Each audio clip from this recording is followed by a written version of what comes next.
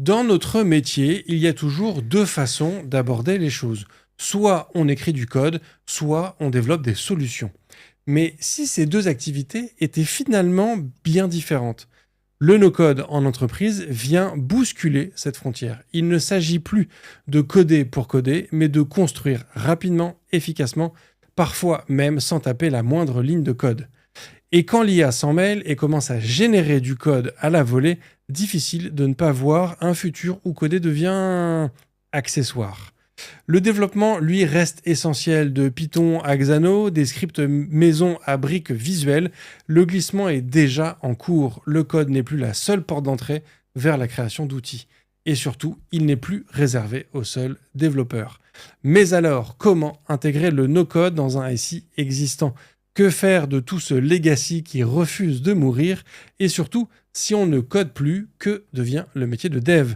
Pour répondre à ces questions sans parenthèse, je ne reçois pas Alan Turing, mais il s'y connaît en logique. Frédéric, bonjour. Bonjour. Cosa Vostra.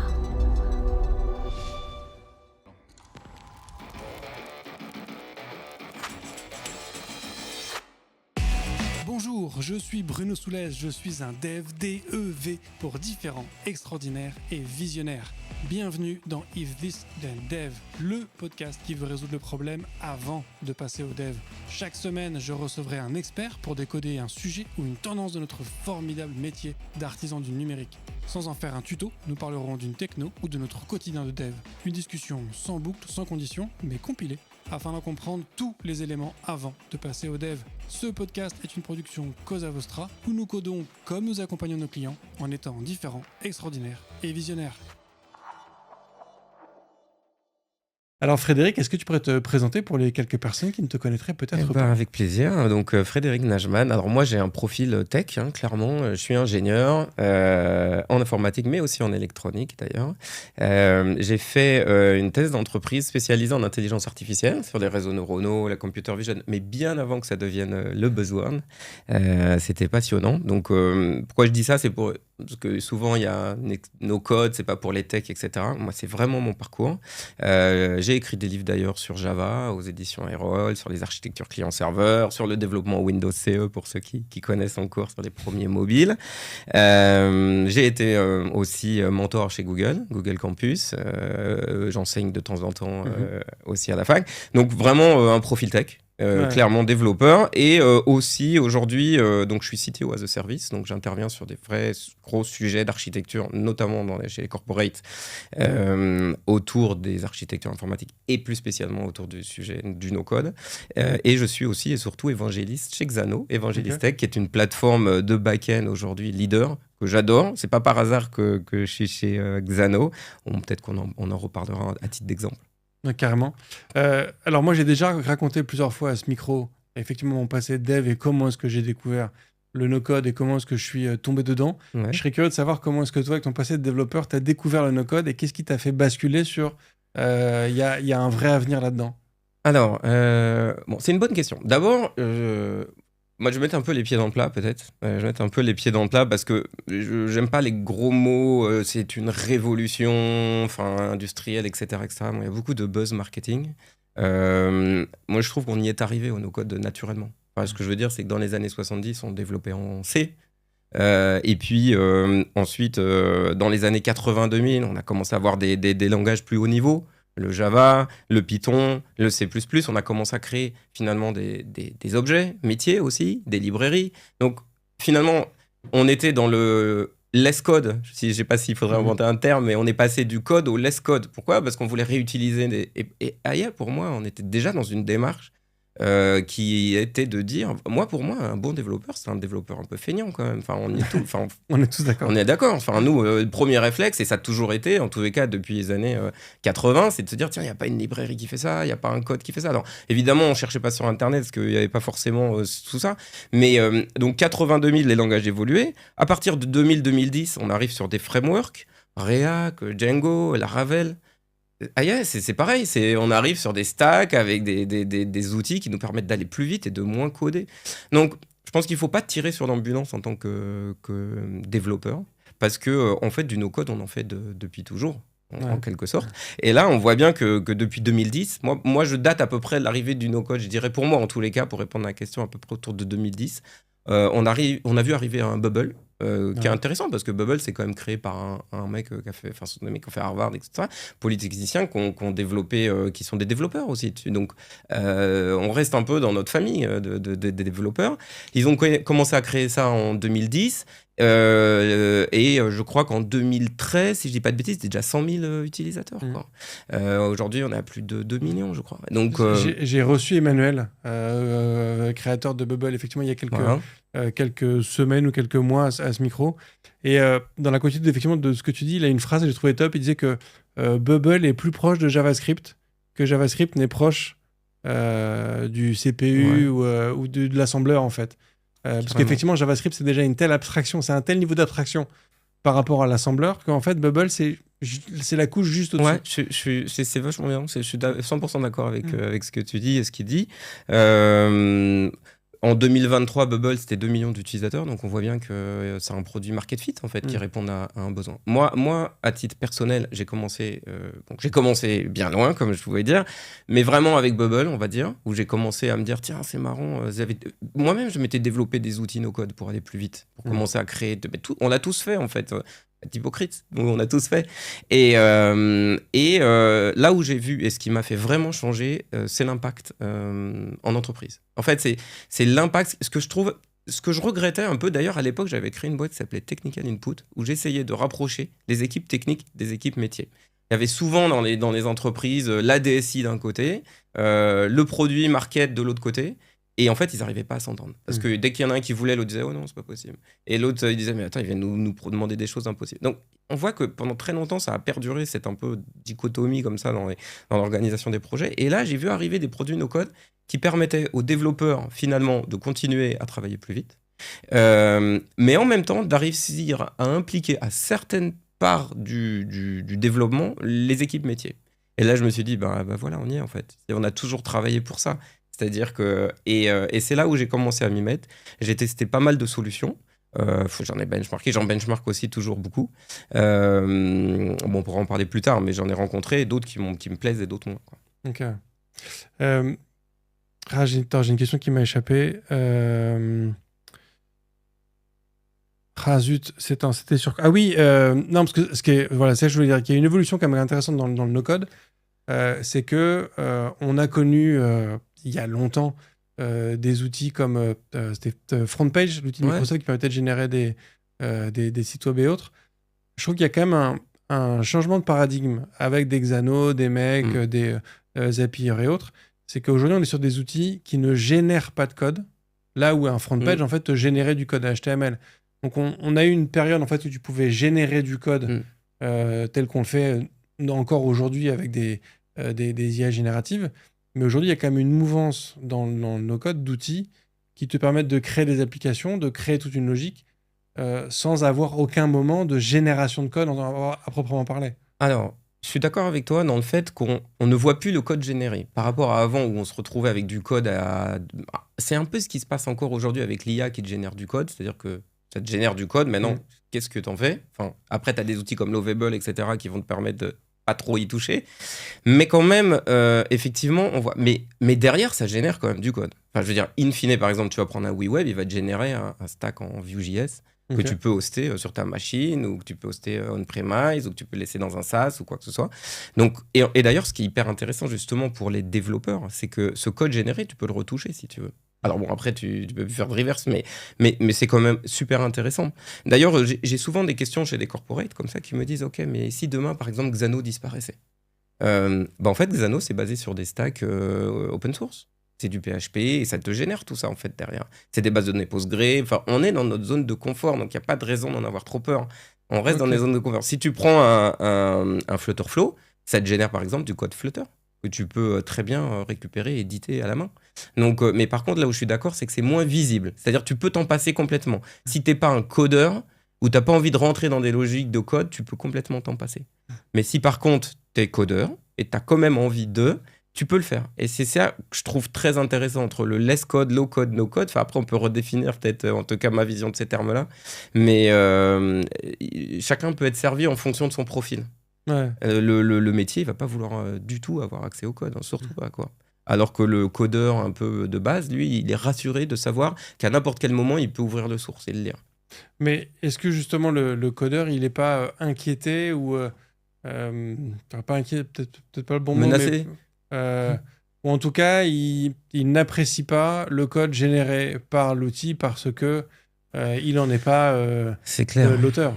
Alors, là, il y a un gros sujet. Le développeur, aujourd'hui, dans l'adoption du no-code, j'ai envie de dire que c'est peut-être pas celui qui va y aller plus naturellement par rapport au métier, par rapport à d'autres. C'est vrai que le no-code.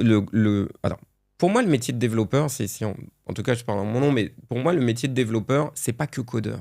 Dans le métier de développeur, tu as l'architecte, tu as choisir les solutions, les algorithmes, etc. On voit bien que le métier aujourd'hui d'un développeur, et notamment de la partie codeur du métier de développeur, c'est aussi beaucoup d'assemblage. Et pour moi, alors déjà, j'aime pas le terme no-code. Je trouve que c'est très mal parti parce que no-code, ça commence avec no et c'est une négation. Et je trouve que d'un point de vue marketing, même, proposer un outil qui commence par une négation, c'est pas génial. C'est pour ça qu'aujourd'hui, il y a une espèce de mouvement de dire on va plutôt appeler ça du modern programming ou du visual development. Il y a une approche quand même moins voilà. Et beaucoup de gens qui entendent no-code, ils entendent no-codeur. Et no-codeur, pour eux, ça veut dire no-développeur. Donc ça veut dire que ces milliers de gens qui se sont formés au développement, ils vont disparaître. Moi, je ne le vois pas du tout comme ça, bien au contraire. Moi, ce que je vois à travers les outils low-code, no-code, c'est juste un outil de plus dans la panoplie du développeur. Okay, donc le développeur, bah voilà, on a dit, il a des librairies, il a ses frameworks, il a l'IA, hein, on peut en parler, mais l'IA c'est un vrai sujet aujourd'hui pour le métier du développeur. Et puis il a aussi des stacks no code, voilà, il a du Xano, du Airtable, d'autres comme ça, et en front il peut avoir du Bubble, il peut avoir du WeWeb ou du Flutterflow, voilà, il y a plein d'outils. Et à lui de se dire en fonction du besoin qu'il doit, de la question qu'il doit régler, choisir dans sa besace les bons outils. Et moi, ce que je trouve hyper intéressant, c'est de te dire, ah ben tiens, là-dessus, il n'y a pas un gros challenge. J'ai pas besoin d'aller, moi, réécrire du code que j'ai écrit 1000 fois. Je vais prendre, par exemple, un Xano pour créer mon back-end qui va me générer effectivement mon code et toutes les API. Et là, pour répondre à ta question, je pense qu'il y a deux manières de voir. Soit je suis super inquiet parce que c'est pas moi qui ai écrit le code. Okay, donc là, je me dis, waouh, mais qu'est-ce qu'il m'a fait comme code et tout. Je peux toujours aller voir. Mais soit au contraire, je me dis, ça, bah, par exemple, Xano, c'est des anciens de chez Google qui ont créé ça. Okay, Sean et Prakash, ils ont travaillé sur Google Photos, plus grosse plateforme de photos au monde. On pourrait se dire, avec les 50 développeurs qu'il y a derrière, qui sont tous des tronches, que le code qui est là, il est hyper optimisé. Peut-être même mieux que ce que moi, codeur, je pourrais faire dans le temps que j'ai pour le faire. Donc, finalement, pourquoi aller, moi, réécrire et finalement, on le faisait déjà avec des DLL, par exemple, hein, ou de toutes ces choses-là. Donc, pourquoi aujourd'hui, ça nous pose un problème ça posait pas un problème d'utiliser une DLL, mais ça pose un problème d'utiliser un outil no-code, alors que finalement, pour moi, c'est la même philosophie, tu vois. Et si je suis un CTO, et là, je me positionne, je me dis, c'est génial, parce que j'ai une sorte de couche qui va uniformiser la qualité des développements. Parce que le problème, souvent, dans les équipes de développeurs, c'est qu'on a différentes seniorités, différentes approches, parfois même des stagiaires qui n'ont pas forcément, j'ai rien contre les stagiaires, mais c'est pour dire qu'ils n'ont pas forcément la culture du code de l'entreprise. Donc on va se retrouver des fois avec des morceaux de code très hétérogènes, alors qu'en se disant, tiens, on va partir sur un outil qui va générer le code, on reste sur un certain standard aussi, du coup. Donc, Alors oui, mais t'es quand même pas à l'abri aussi que la manière dont tu vas utiliser Xano va générer du code plus ou moins différent et va faire que tu as quand même une hétérogénéité entre le stagiaire qui découvre la plateforme et un expérimenté ou un senior qui la pratique depuis un plus long moment. Alors, tu as 100% raison. On va dire que la logique, parce que finalement, ce que tu fais après, c'est surtout de la logique, presque plus que du code en tant que tel. Mais c'est sûr que ça peut générer des choses différentes. Mais prenons un exemple, je sais pas, la sécurité. Tu vois, tu te dis, moi, je veux être sûr que toutes mes API sont sécurisées. Tu vas dans Xano et tu dis, voilà, ce endpoint, cette API, elle est private. Automatiquement, tout le système de sécurité, il est mis en middleware, tu vois, sur tout ton stack de endpoint. T'as pas à t'assurer que ton stagiaire ou ton codeur ait bien suivi les guidelines et de sécurité pour chacune des API. Ça, c'est quand même un certain confort. Après, ce que je veux dire par là, c'est qu'une plateforme comme Xano, c'est no-code, mais c'est aussi low-code. En Xano, tu peux faire du JavaScript, tu peux faire du TypeScript, tu peux même importer tes packages sous Dino, tu vois, NPM. Donc, tu peux vraiment, si tu as envie, rentrer dans quoi. Tu peux créer. Alors, tu n'as pas besoin de faire ton SQL. Si tu n'as pas envie, visuellement, tu accèdes à tes données dans la base de données embarquée Postgre ou ta base connectée. Mais tu peux aussi faire du SQL. Donc, c'est pas parce que tu fais du no-code, low-code que tu peux pas aussi aller faire plus du spécifique. Et là, pour le coup, tu retombes, on va dire, par rapport à ta question, dans effectivement les problèmes de qualité contrôle du code, etc. Pour citer à nouveau Emmanuel sur son épisode avec Bubble, on avait cette discussion. Ce qui est intéressant avec Emmanuel, c'est qu'il nous expliquait que Bubble ne s'adresse pas aux développeurs. La population cible, c'est quand même des gens dont ce n'est pas le métier. Mais quand on avait ces sujets, effectivement, de l'avenir du dev et autres, il m'a fait une phrase qui était rigolote. Il dit avec Bubble, on peut faire des bugs. Donc, tu peux générer un bug, en fait. Donc, ça en devient un vrai outil technique parce qu'en fait, si tu ne le maîtrises pas bien, tu génères des erreurs. Est-ce qu'avec Xano, de la même façon, tu peux générer des bugs? Tu peux générer des bugs et aussi, le métier de développeur, c'est de faire des algos. Tu continues à faire des algos et tu peux voir qu'entre deux no-codeurs développeurs, tu vas en avoir un qui va faire un outil hyper performant et il a mis les... Tu vois, parce que tu as quand même différentes façons de faire. Et c'est là où je trouve que c'est une vraie opportunité pour les développeurs d'aujourd'hui. C'est-à-dire que...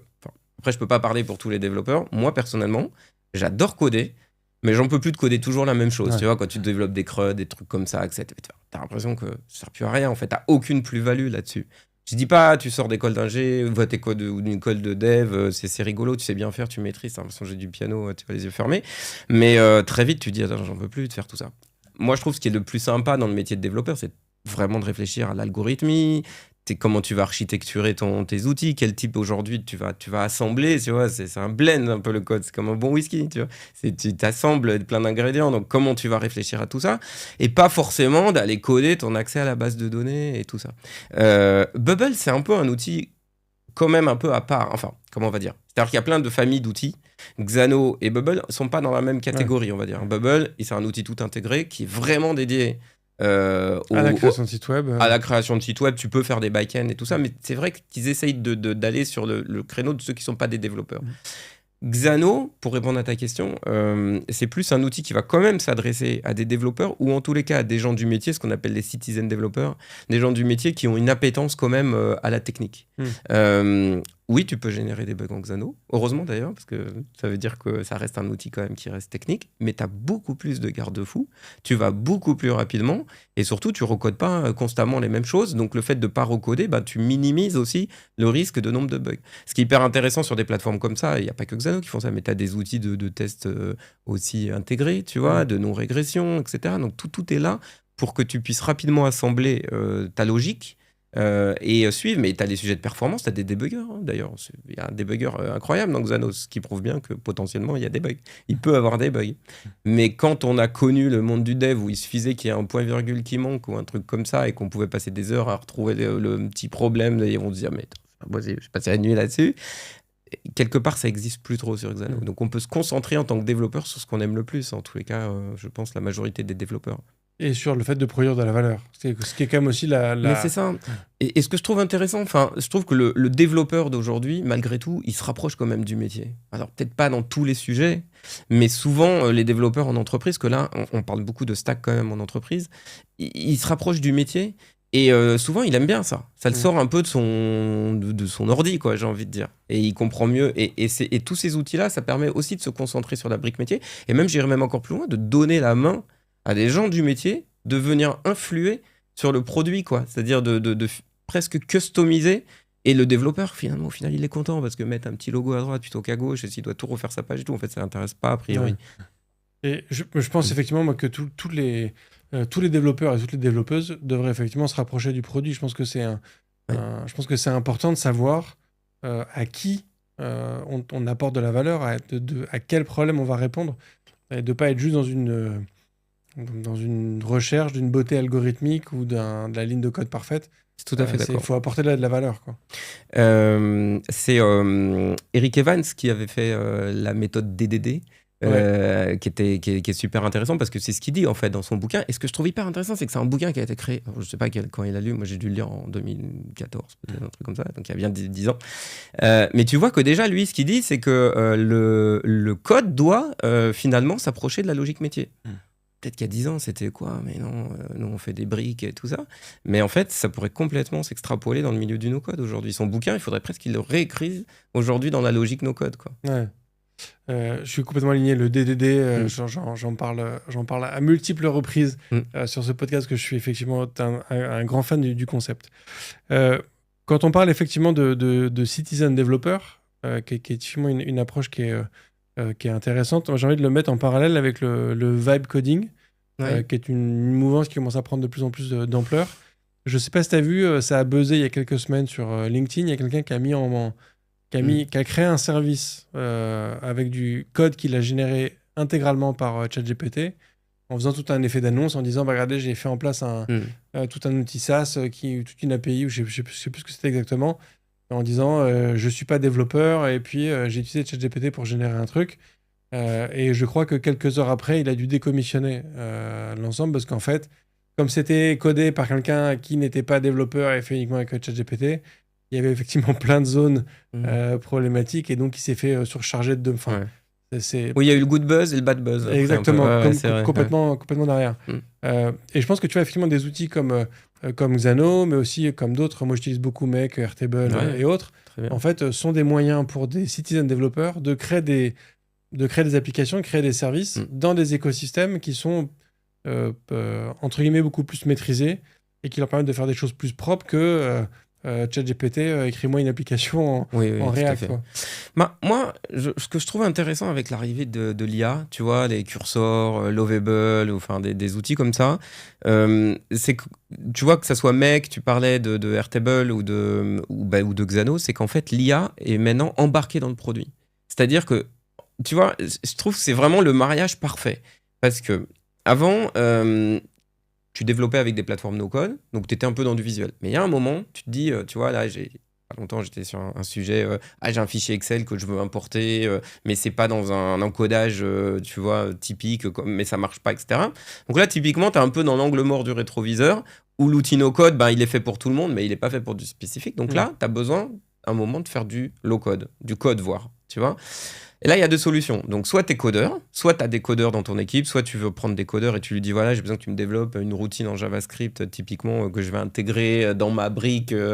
Nous, chez Xano, on appelle ça des lambda. Donc, on va mettre ça dans une lambda qui va être intégrée à la function stack, tu vois, à toutes les fonctions. Donc, je vais créer ma fonction dehors un peu du visuel, qui est spécifiquement un code JavaScript, par exemple. Donc là, tu es dans le low-code, ce qu'on appelle un peu le low-code. Okay, mais tout le monde n'a pas des codes. Donc là, le premier réflexe, c'est de te dire, bah tiens, je vais utiliser l'IA. Tu vois, donc je vais me mettre sur un chat GPT-like, tu vois, ou Copilot, ou un truc comme ça, GitHub Copilot, et je vais lui demander de me créer. Donc tu lui dis, je vais créer.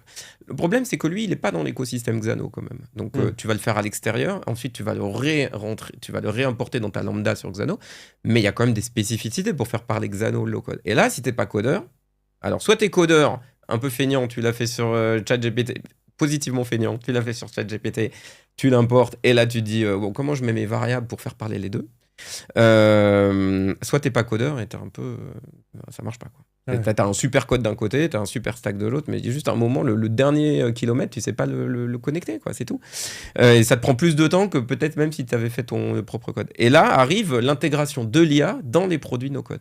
Et c'est ça qui est génial, c'est que l'IA dans les produits no-code, elle a été spécifiquement entraînée d'un côté pour avoir ingurgité des milliards de lignes de code pour savoir coder un script en JavaScript, mais aussi il a été entraîné sur l'outil lui-même, le Xano en l'occurrence, mais ça peut être pareil chez les autres, pour pouvoir faire la translation. Et ça, c'est génial parce que tu es dans ton même écosystème, tu développes, tu dis là, j'ai besoin d'un spécifique, j'ouvre mon low-code, ma partie low-code, mon lambda, et bam, tu te retrouves avec ta fonction qui fonctionne. Et la quintessence, là, par exemple, typiquement sur Xano, c'est qu'ils ont créé le Xano Script, qui est une sorte de langage proche de Java, on va dire, mais MetaScript, mais spécifiquement fait pour être l'IA, et même récupérer du legacy. C'est-à-dire que demain, typiquement, tu pourras avoir j'exagère en disant un COBOL to Xano, mais tu pourras au moins avoir un Python to Xano, parce que justement, ça va te permettre de faire Donc pour moi, il y a une convergence, mais évidente aujourd'hui, et pour finir, ce qui est génial...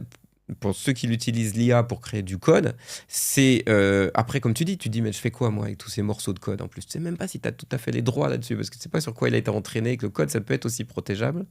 Donc je me demande demain, enfin je sais pas, c'est pas un sujet que j'entends beaucoup parler, mais je me dis à un moment, imagine tu retrouves un bout de code d'une boîte qui avait protégé, tu vois, il y a de l'IP dessus et qu'il arrive à prouver qu'en fait c'était ton code que tu avais déposé alors qu'en fait c'est ChatGPT qui s'est inspiré, je sais pas, il y a une espèce de flou là-dessus. Et ben aujourd'hui, avec les outils visuels, tu peux assembler les bouts de code générés avec l'IA. Donc en fait, tu pourrais presque utiliser ces outils no-code pour faire de l'assemblage de composants existants, mais aussi de l'assemblage de bouts de code créés par l'IA. Je ne sais pas si je me fais bien comprendre. Et on voit bien là que c'est un boulevard qui s'ouvre. Ouais. Le point aussi sur lequel moi je souhaitais te recevoir, c'est que dans ton expérience, tu as eu l'occasion soit de mettre en place, soit de voir des outils faits en no-code ou des services faits en no-code dans des environnements corporés, dans des grands groupes, et donc à grande échelle. Et ce que je trouve intéressant, c'est que au travers de ça, on démontre que on sort du concept du POC, de la démo, du test, du use case, et qu'à un moment, pour faire sérieux, il faut passer sur du code à l'ancienne. Est-ce que tu pourrais nous raconter peut-être un, deux, ou je ne sais pas combien de projets tu aurais en tête, tu nous amenais dans ta besace, d'usage du no-code ou low-code dans des environnements d'entreprise à grande échelle? Ok, alors c'est effectivement une super question parce qu'on a un peu cette image qui, peut-être qu'on arrange certains aussi d'ailleurs, de le no-code c'est fait pour faire des petits POC ou à la limite des MVP, mais après tu passes sur un truc plus sérieux, je reprends tes mots, mais c'est exactement ça pour le coup. Moi c'est un peu ma bataille, et d'autant plus que je viens de la tech, donc je pense que je suis encore plus légitime, on va dire, pour porter ça auprès des développeurs. Il y a eu le No-Code Summit, je sais pas si tu as vu, voilà, il y a eu le No-Code Summit, je sais pas si tu as vu, mais j'avais invité quelques-uns de mes clients sur la scène pour venir relater exactement leur expérience. Donc parmi eux, par exemple, tu avais Bivouac. Bivouac, c'est une des filiales de la BNP. C'est le studio d'open innovation de la BNP. Alors, personne ne va remettre en question le sérieux de la BNP. D'ailleurs, il y a d'autres clients qui m'ont dit mais attendez, si vous êtes rentré à la BNP, c'est que vous avez dû passer tous les standards. Et c'est vrai, de sécurité, etc. Eux, ils voient bien qu'ils ont des gros besoins métiers en interne. Ils ont énormément de filiales, ils travaillent aussi en mode start-up en interne. C'est une équipe incroyable qui cherche à booster l'engagement des métiers et aussi accélérer. Et ça, c'est un peu une redondance dans toutes les entreprises aujourd'hui. C'est qu'il y a une espèce de déception aujourd'hui de la lenteur de mettre en place des solutions en intra-entreprise, quoi. Donc, on va dire que dans les points communs de tous ces projets, donc il y a un Bivouac, par exemple, qui est le studio d'Open Innovation, qui met en place un stack no-code en interne pour servir les différentes business units pour pouvoir accélérer la transformation. On avait fait monter sur scène aussi une personne tech de Europe Assistance. On est dans le monde de l'assurance, c'est sérieux quand même. Tu vois, c'est comme BNP dans la finance. C'est des boîtes vraiment sérieuses qui, pareil, font aujourd'hui des premières grosses expérimentations sur site avec des solutions on-premise complètement basées sur du no-code. Ils sont sur différents stacks, donc Zano. Et pareil, l'objectif, c'est maintenant qu'ils commencent à être convaincus, c'est de prêcher la bonne parole en interne. C'est pour dire voilà comment on fait maintenant pour développer plus vite, donc moins cher, donc être plus agile. Ils sont tous formés beaucoup à l'agilité. Toutes ces entreprises, ça fait quelques années qu'elles ont investi énormément dans l'agilité. Là, on a un outil, on est dans la quintessence de l'agilité pour moi. Donc, je veux dire, savoir bien l'utiliser, c'est presque le point final à une démarche de transformation numérique et d'agilité.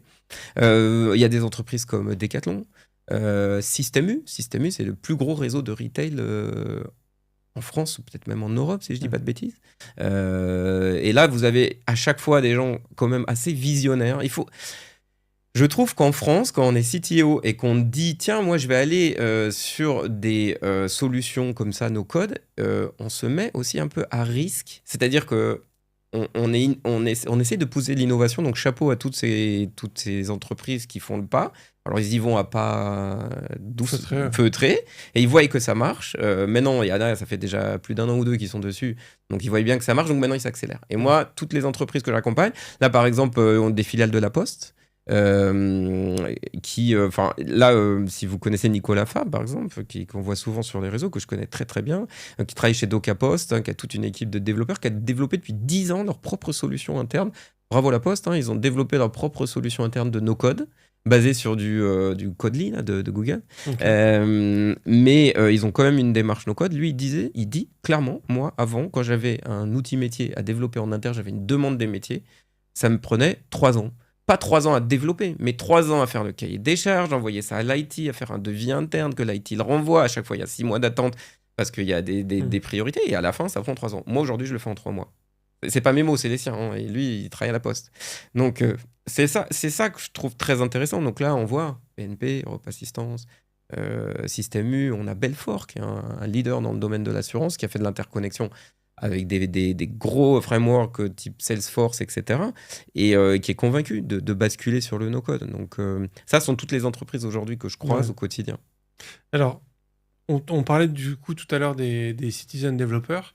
Dans ces grands groupes, qui est-ce qui est en charge de créer ces applications dans un environnement de no-code? Est-ce que du coup, c'est les départements marketing, business ou je ne sais quoi qui vont créer eux-mêmes leur logique, ou ça incombe encore une fois à l'équipe IT qui du coup garde la main sur ce qui est fait et comment c'est fait? Alors, c'est super intéressant comme question parce qu'on voit qu'il y a un peu de friction sur ces sujets-là.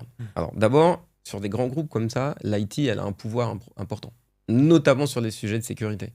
Alors là, il y a toujours deux manières de voir les choses. On peut les voir de manière positive ou négative. La manière négative, l'IT, elle va tout de suite dire non, mais c'est quoi ce truc? C'est une boîte noire, je sais pas ce qui se passe derrière, j'ai mon stack, j'ai mon legacy, qu'est-ce que tu vas me mettre dans mon système, quoi? Quelle faille tu vas venir m'intégrer?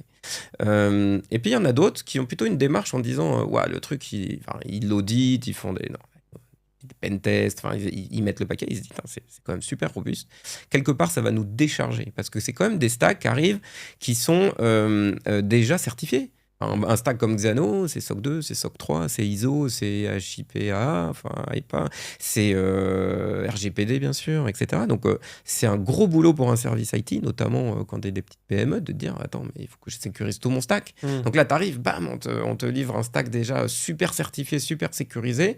Et ça, c'est le bon côté. Mais quand même, pour répondre à la question, pas faire trop de digression, c'est que en fait, malgré tout, le métier ne peut pas se permettre d'aller utiliser des outils qui ne sont pas certifiés par l'IT. Donc, c'est un peu un passage obligé. Là, je parle vraiment des gros corporates, je ne parle pas des startups ou des petites PME où on peut, on peut faire un pont. Là, c'est, OK, moi, je m'appelle Europe Assistance, BNP, tout ça. Mais avant toute chose, il y a un prérequis, c'est que j'ai l'accord de la sécurité et de l'IT, et du service IT. Ça, il y a ça. La deuxième chose qui fait très peur au service IT, c'est le shadow IT. Ça, c'est une plaie en entreprise. Le nombre de fichiers Excel avec des macros. Mais si on regarde pourquoi le shadow IT finalement est apparu, c'est aussi parce que souvent les services IT n'étaient pas assez rapides et que combien il y a de commerciaux, de data scientists, etc., qui ont développé leurs propres solutions sur leurs machines. C'est pas parce qu'ils voulaient pas impliquer l'IT, c'est parce qu'en fait c'est trop long, parce que tout le process de l'entreprise, quand c'est des grandes entreprises, tout ça est trop long. Du coup, l'idée quand tu vas voir des services IT, c'est de leur dire aussi on va te décharger de ça. On va te décharger parce qu'en fait, il y a de la complainte. Et d'ailleurs, quand tu parles avec les services IT, ils en ont marre d'être un peu les boucs émissaires de ouais, tout le monde se plaint parce que nous on produit pas et tout, mais nous on a des règles de fonctionnement. Donc souvent, ça rentre par les métiers, parce qu'ils ont entendu parler du no-code en disant ah, putain, ça va accélérer les choses, on va pouvoir enfin délivrer des choses. Mais on doit avoir l'accord de l'IT. Donc là-bas, elle est renvoyée du côté de l'IT. Côté de l'IT, on lui dit écoute, tu as plein de gens dans l'entreprise qui ont envie de mettre en place dans l'open innovation et tout, mais d'abord, il faut ton accord. Alors, là, il y a peut-être des fois un peu de réassurance à faire, mais ça, voilà, on commence à savoir le faire. On les rassure. Ils ont fait. Et c'est là où la balle repart souvent du côté métier. Ok. Je pense que là où des fois, ça serait pas mal d'avoir la barre au centre, ça engage que moi sur le sujet, c'est qu'il y a quand même dans le no-code des sujets qui sont très IT. Je pense à l'authentification, par exemple. Tu vois, à la gestion des rôles. Je sais pas, moi, quand on utilise des brokers de messages ou des choses comme ça, il y a un moment, ça sera peut-être mieux que ça reste dans le service IT pour qu'il y ait une certaine forme d'homogénéité en horizontal dans tous les services de l'entreprise. Et là, il faut avoir le bon outil no-code pour ça. Je pense que tous les outils no-code ne sont pas faits pour être installés intra-entreprise. Parce que justement, il y a toujours un plus petit dénominateur commun. Et là, j'ai envie de dire, c'est presque le stack rêvé. T'as l'IT qui gère les points les plus sensibles de sécurité, de certification, etc. Et ensuite, chacun des métiers qui se concentre sur son métier. Et c'est là où le citizen developer, il a son rôle à jouer. Ok. Et donc, les applications, au final, sont développées, sont créées conjointement Oui. par l'IT et les métiers directement. Je dirais presque que, idéalement, c'est le métier qui crée l'application sous la houlette de l'IT qui est là pour pousser en prod quand ils auront certifié que ça a été fait dans les règles de l'art. Et du coup, ça laisse une agilité incroyable, parce que les métiers, qui mieux que le métier pour créer sa propre application. Il n'y a pas de ce risque de transfert de savoir. Je veux dire, il y a des métiers, ils ne savent pas écrire des cahiers des charges, mais pourtant, tu es bien obligé de le faire tu vois, même si tu n'es pas dans des cycles en V et tout, tu es quand même obligé à un moment de spécifier des choses. Donc, ils ne savent pas faire, donc ça prend du temps. Et les techniques, ils ne connaissent pas le métier, donc ils doivent s'acculturer. C'est lourd. Alors qu'aujourd'hui, tous ces outils sont là pour. Ouais. Donc, il n'y a pas une vocation en fait à remplacer les devs. On peut rassurer tous les devs qui nous écoutent, Voilà, soyez rassurés. qui ont une peur du no-code. C'est juste pouvoir nous décharger. Parce que tu vois, moi, un exemple que je prenais souvent quand j'ai découvert Make et Airtable, le premier usage que j'ai vu, c'était sur l'intégration des API, notamment d'authentification. Tu vois, il y a tous les sujets d'intégrer alors à l'époque, un Twitter, un Facebook, SSO. tous les SSO.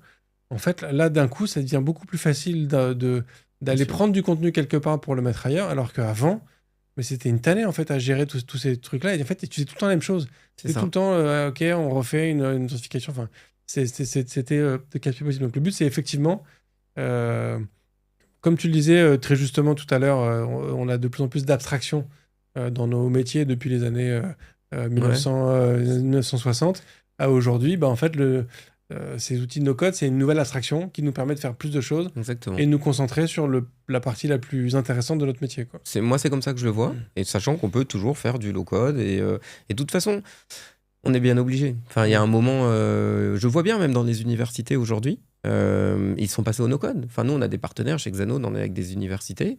On voit bien que maintenant, on va apprendre même aux développeurs à utiliser dans leur boîte à outils l'IA, qui est quand même un gros sujet, l'IA pour coder.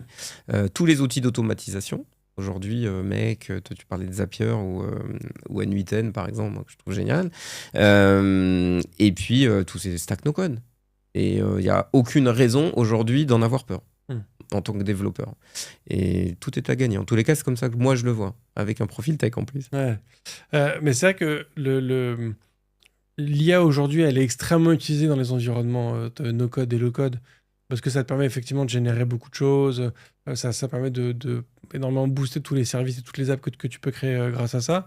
Mais c'est vrai que je peux comprendre sur des populations de développeurs et de développeuses, notamment des gens qui viennent d'arriver dans le métier, qui avaient la perception que c'était un métier qui allait continuer comme ça pendant des années et qu'ils étaient protégés, de se dire, bah attends, on a les IA génératives qui nous attaquent d'un côté, on a tous les gens qui nous disent qu'ils peuvent faire du code avec machin, et puis là d'un coup maintenant ils peuvent aussi directement créer des applications avec un ensemble de services.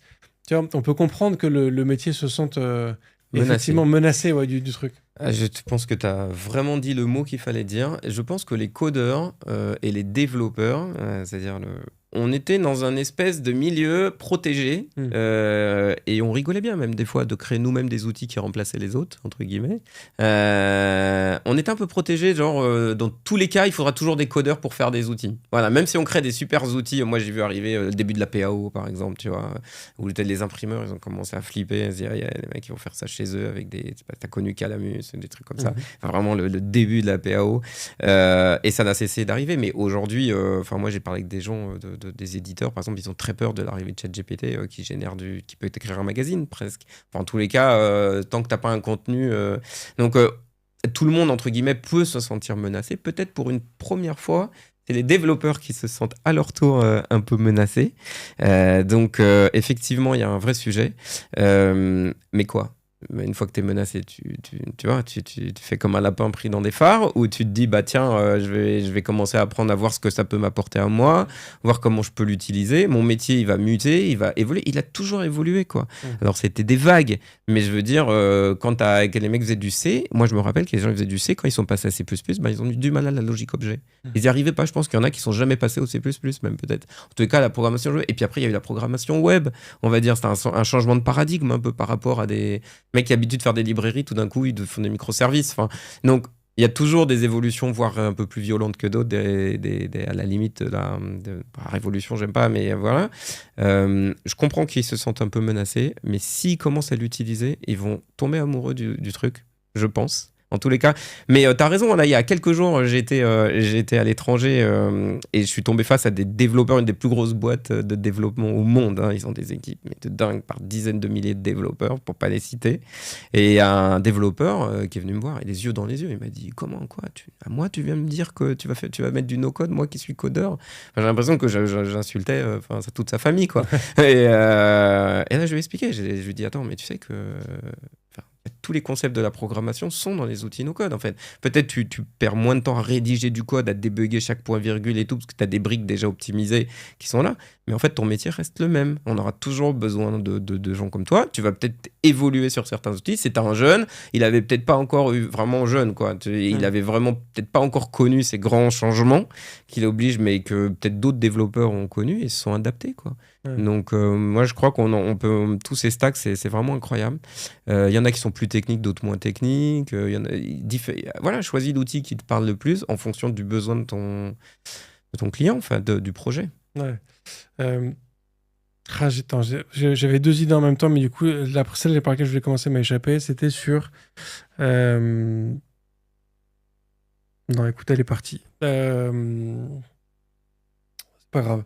Ah si, oui, non, c'est le fait qu'effectivement, il y a je pense qu'il est plus que temps de réellement découper dans la tête des gens le métier de développeur et le métier de codeur. Et de comprendre que, certes, le métier de codeur, il y a des chances qu'il disparaisse. Il a plus de chances de disparaître que le métier de développeur. Il faut bien de distinguer ces deux éléments-là. Et qu'au final, si demain tu demandes à un développeur, une développeuse, tu lui dis bonne nouvelle, la semaine prochaine, tu ne vas faire que écrire des lignes de code, tu ne vas faire que pisser du code pendant 8 heures par jour toute la semaine. Tous, ils vont te dire, non, en fait, j'ai pas envie, c'est pas ça mon métier. Écrire la ligne de code, c'est pas ça notre métier, quoi. Ouais, et en plus, soyons honnêtes, peut-être qu'on va te retirer une petite partie qui est le code, parce que tu feras moins de code. Mais en même temps, on t'apporte plein d'autres choses. Par exemple, on t'apporte la capacité à faire du DevOps. Parce que, tu vois, avant, dans une entreprise, tu avais besoin d'avoir un DevOps. Dès que tu avais un peu d'archi, tu as besoin d'avoir un DevOps. Mais ces stacks-là, comme elles arrivent déjà configurées, tu as moins besoin de DevOps. Donc, tu vas être plus light. Donc, un développeur pourrait, par exemple, dans une petite entreprise, prendre ça sur ses épaules et pourrait faire gérer la CI/CD parce qu'elle arrive avec le stack. Et même de l'IA, franchement. Moi, l'IA... taper des tonnes de livres et de faire du code pour recréer mes réseaux de neurones et tout ça. Franchement, il faut investir du temps, quoi, pour le faire. Mais aujourd'hui, c'est presque à la portée de tout le monde de commencer à faire un peu de deep learning ou je sais pas quoi. T'as des outils même visuels, parce qu'on parle de no-code, mais on pourrait parler aussi de no-code dans l'IA. Où tu as beaucoup d'outils en fait, qui te permettent de créer tes propres LLM, tes propres chatbots. Tu vois, tu es avec l'arrivée du MCP, c'est encore un sujet et tout. Mais aujourd'hui, c'est à la portée d'un développeur. Tu lui dis, tu sais quoi, tu peux devenir développeur IA, DevOps, gérer le développement de l'appli et en plus t'approcher des métiers. Et all in one. Donc, il faut voir aussi le bon côté des choses. C'est pas que négatif, je t'enlève un truc, c'est aussi je t'en apporte plein d'autres. Ouais. Donc, moi, je trouve que c'est leur apporter une vraie opportunité. Et puis, c'est aussi apporter quelque chose à tout l'écosystème. Hein, parce que là, nous, en tant que développeurs, on est là aussi pour servir une cause, quoi. Servir une cause de créer des outils, créer des produits, créer des solutions, apporter des réponses. Il y a les No Code for Good, par exemple, qui adorent se concentrer sur les projets good. Tu vois, on parle pas beaucoup, mais dans le milieu associatif, le no code, c'est génial. Parce qu'en fait, ça coûte beaucoup moins cher, c'est plus rapide. Souvent, les associations, elles n'ont pas d'argent, elles ne peuvent pas avoir de CTO, elles ne peuvent pas avoir trop de développeurs, etc. Ça apporte beaucoup de choses à beaucoup de monde, quand même. Ouais, carrément. Ouais. Pour terminer, sur une partie peut-être un peu plus prospective, parce que tu es effectivement aussi anciennement développeur, tu es maintenant dans l'industrie du no-code et du low-code. Je serais curieux d'avoir ton avis sur la disparition éventuelle ou projetée du concept même de code. Moi, il y a quand même il y a un avenir que je vois, que j'ai déjà évoqué quelques fois à ce podcast et à de plus en plus de gens autour de moi, c'est de se dire que au final, si tu prends aujourd'hui n'importe quelle API ou n'importe quel service web qui existe, tu as une requête HTTP qui arrive quelque part, où tu as du code qui va s'exécuter pour aller chercher différentes informations dans différentes bases de données, te faire un agrégat de tout ça et te construire une page HTML pour l'envoyer en réponse au client qui a fait la demande. Qu'est-ce qui empêche de se dire que dans un an, en fait, ta requête HTTP, elle arrive directement sur une IA qui comprend avec l'URL qui est demandé, en fait, quel endpoint, machin, qui comprend, en fait, qui a fait la demande et donc va chercher. C'est une IA qui sait qu'elle a de l'info à tel endroit, que les users sont là, que, je sais pas, le listing client, enfin, le listing, le catalogue produit, il est à tel endroit. Enfin, tu vois qu'il a accès à toutes les bases de données, à toutes les sources d'informations et qui va d'elle-même te générer, du coup, la page HTML et va te pousser le HTML en sortie pour être lu par un browser. Et qu'en fait, dans toute cette ligne-là, du coup, tu n'as plus de code qui a été réellement écrit, mais tu as une IA en fait, qui exécute et qui te devine au final le contenu.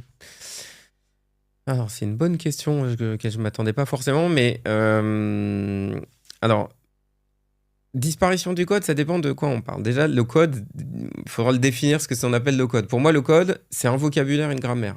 D'ailleurs, moi, je me rappelle ma première année d'études d'ingénieur sur le code. On avait des cours de code et le prof a commencé à dire, voilà, il y a une syntaxe, il y a un vocabulaire et il y a une grammaire. C'est ça du code informatique, c'est comme un langage, une vocale, enfin un langage humain. Donc, je pense que ça, dans tous les cas, ça devra continuer à exister. C'est un protocole, enfin, c'est ce qu'on pourrait appeler un protocole en réseau. Voilà. Ça, je pense que si on dit que le code, c'est un langage, je pense que maintenant, peut-être que demain, l'IA va créer un langage optimum. Il y a quelques années, on avait fait des tests pour faire parler des IA et on s'était rendu compte que les IA avaient créé leur propre langage pour communiquer entre eux. Il y a de fortes chances, enfin, je vois pas pourquoi ça arriverait pas demain en disant, mais attends, Java, c'est même le code interprété. Enfin, nous, on a fait du code lisible, mais pourquoi que les machines auraient besoin d'un code lisible au final? Donc là où je suis d'accord, je pense qu'il va se créer un truc qui va nous dépasser, qui vont faire que les machines vont trouver un mode de communication entre elles. Là où je te rejoins complètement, c'est si tu dis que le code, c'est des routines qu'on a créées à l'avance et non des routines, comme tu dis, un peu prédictivement montées. Et là, je suis d'accord avec toi, je pense qu'il y a des chances qu'on arrive vers ça. Mais quand même, c'est un peu comme l'IA, c'est de l'apprentissage supervisé. Il y a un moment, il faudra quand même superviser parce qu'il y a quand même des métiers et de la connaissance humaine, etc. En tous les cas, pour pas mal de temps. Je ne sais pas si nous, on verra ça. Mais là où je suis assez d'accord, il y a des chances qu'à un moment, on arrête d'écrire du code avant, on va dire en prévision des besoins, mais qu'on apprenne à des IA plutôt à communiquer entre elles via des langages qu'on pourrait appeler pour le coup le code, qui pourraient faire effectivement soit en prédictif, soit en temps réel, hein, avec la vitesse de la lumière. Puis bon, on arrive sur du quantique et tout ça en plus bientôt. Donc tout ça va accélérer le... Et oui, je partage cette vision quand même. Okay. Je partage cette vision. Ouais. Bon, j'espère qu'on n'a pas fait peur à trop d'auditeurs et auditrices avec cette projection. Mais en tout cas, ce que tu disais aussi tout à l'heure est très juste. C'est maintenant qu'on accepte qu'il y a un métier qui va changer, on a deux options. C'est soit on reste là et essayer de préserver autant qu'on peut notre métier le temps qu'on peut, soit on embrasse le changement et on se dit, OK, qu'est-ce que je peux faire dans ce contexte-là et on fonce en apprenant à maîtriser les IA agentiques, les frameworks qui vont avec, les outils no-code, pour embrasser un peu ce que... Franchement, on va s'éclater parce que là, on a des panoplies sous la main en tant que développeur. C'est incroyable pour créer des choses incroyables, quoi. Donc, je comprends la peur. On est tous, on a tous nos propres peurs. Je ne sais pas si tu as lu le bouquin The Singularity is Near. Sur la théorie de la singularité, qu'en 2045, l'intelligence de la machine dépassera l'intelligence humaine. Et Ray Kurzweil, qui travaille chez Google, avait écrit ce livre, je crois, dans les années 80. 90 et il a vu assez juste et là il est en train de réécrire un bouquin et je crois que le livre s'appelle La singularité is nearer. Ça fait évidemment plus vite que prévu. Ok. Et c'est génial, je vous invite vraiment à le lire évidemment on peut le lire d'une manière où ça fait peur. En même temps les machines c'est nous qui les avons créées. Mais oui, une vraie opportunité pour les entreprises. Et là, je le vois à travers tous les projets corporate dans nos codes, no code / IA. Moi, j'ai pas trop envie de les séparer, clairement. Ouais. Et une vraie opportunité pour tous ces développeurs d'aller plus loin et de peut-être se séparer en plus d'un truc qui faisait. Il y en a toujours qu'adorent, hein, mais finalement, ils aiment peut-être pas forcément tant que ça.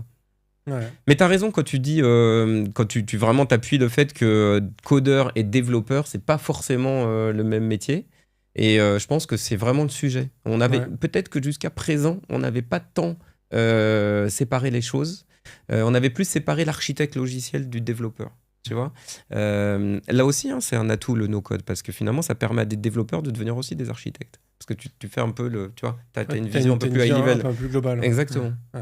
Donc tu vois, ça apporte plein de trucs. Canon. Merci beaucoup Frédéric pour cette discussion. J'aurais deux dernières questions pour toi qui sont les questions rituelles du podcast. La première, c'est est-ce qu'il y a un contenu que tu souhaiterais partager avec l'ensemble des auditeuristes ? Alors, moi, j'aime bien les bouquins. J'ai parlé du livre sur la singularité. Fall in love with the problem and not the solutions de Uri Levin, qui est le fondateur de Waze. Je trouve super intéressant. Ce que je trouve intéressant, c'est des livres comme The Pragmatic Programmer. Je ne sais pas si tu as lu, c'est un livre culte sur toi. On voit qu'en fait, c'est un peu comme le DDD. En fait, c'est des livres qui n'ont pas été forcément écrits dans l'univers du no-code pour le no-code, bien sûr. C'est des livres qui datent t'apprends ça quand tu commences à coder, quoi. Et en fait, t'as l'impression que c'est presque des visionnaires. Tu pourrais les réécrire dans ça. Et moi, il y a un livre que j'aime bien d'un Français, c'est Jean-Marie Dru, qui avait écrit un livre qui s'appelle Disruption. C'est lui qui a inventé, tu connais sûrement le terme disrupter, quand il dit il faut que disrupte ton métier et tout. C'est lui qui a réinventé, on va dire, remis à jour ce terme de disruption. Okay. Et je trouve ça intéressant parce que c'est une méthode pour finalement toujours te reposer la question de voilà, je suis dans ma zone de confort, comment je disrupte mon métier, comment je le challenge, comment je me réinvente. Donc voilà, peut-être s'il y avait un peu de lecture, ce serait ces contenus-là. Canon. Eh ben, écoute, on mettra bien évidemment des liens en description pour que les gens puissent retrouver ça facilement. Et dernière question, qui est la question la plus importante de ce podcast. Est-ce que tu es plutôt espace ou tabulation ? Alors ça, c'est une vraie question. Alors, est-ce que cette question, elle a encore... est-ce qu'elle a encore... Alors, moi, je suis plutôt tabulation. Parce que sinon, comme je suis très petit travailleur de fourmi, je serais capable de passer des heures à faire des espaces. Alors moi, ce que j'aime bien dans ta question, c'est qu'aujourd'hui, est-ce que finalement, il ne faudrait pas la remettre au goût du jour ? Aujourd'hui, on travaille beaucoup avec des shortcuts. Hein, on a des raccourcis partout. Alors finalement, est-ce que tu es plutôt contrôle espace ou contrôle tabulation ? Et là, je dirais plutôt contrôle espace parce que moi, j'ai plein d'outils qui se déclenchent sur mon contrôle espace. Donc, très bien. Eh ben, top. Merci beaucoup, Frédéric. Avec plaisir. Merci pour l'invitation. Et merci à tous d'avoir suivi cette discussion. Voilà, on a un métier qui est en pleine évolution et c'est une très bonne nouvelle. Il y a plein de changements qui sont à adresser et à faire. On va pouvoir faire encore plus de choses que ce qu'on arrivait à faire jusque-là. Donc, embarquez dans cette aventure formidable. Si vous venez d'arriver dans le métier de développeur ou de développeuse, félicitations parce que vous êtes au début d'une vague qui va être colossale. Donc amusez-vous bien, éclatez-vous et apprenez, il y aura encore plein de choses à faire. Je vous remercie aussi comme toujours de partager ce podcast autour de vous. Je vous souhaite une très bonne fin de semaine. Je vous dis à la semaine prochaine et d'ici là, codez bien. Merci d'avoir écouté cet épisode de If This Then Dev et merci à toute mon équipe de Cosa Vostra à la production de cet épisode. Merci aussi à Alan, Ada, Linus, Bill, Steve et Steve de nous avoir ramenés jusqu'ici.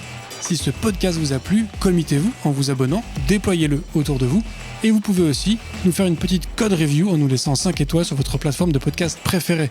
La conversation continue bien sûr avec vous sur Twitter, LinkedIn, Facebook, Instagram, chacun sa techno, @ifthisdendev ou @bibir, B-I-B-E-A-R. Vous retrouverez aussi tous nos épisodes sur notre site ifttd.io. Et enfin, si vous avez besoin d'une agence pour vous accompagner ou si vous souhaitez rejoindre une équipe tech passionnée et passionnante, écrivez-moi sur bruno@cosavostra.com. Merci à tous.